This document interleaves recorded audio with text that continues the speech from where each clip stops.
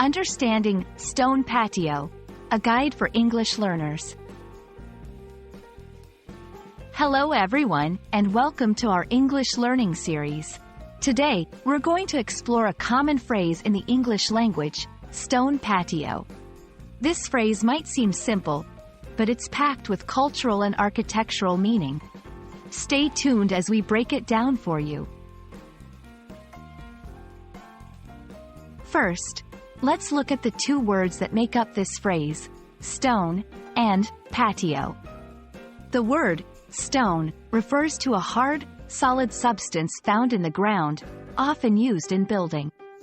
A patio, on the other hand, is an outdoor area adjacent to a house, typically used for dining or relaxation. When combined, stone patio describes a specific type of patio. Why does the material, stone, matter? Stone is a durable, natural material that has been used in construction for thousands of years. It implies a sense of longevity and sturdiness. In many cultures, stone is also seen as elegant and high quality, making a stone patio a desirable feature in a home.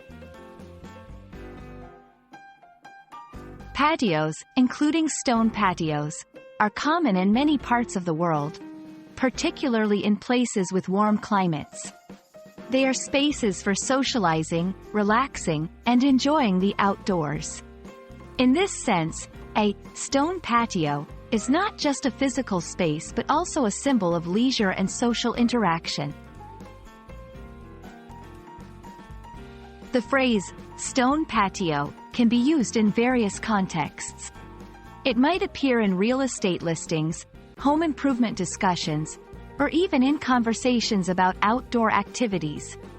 Understanding this phrase can help English learners navigate these topics more confidently. We hope this video has shed light on the meaning and significance of stone patio.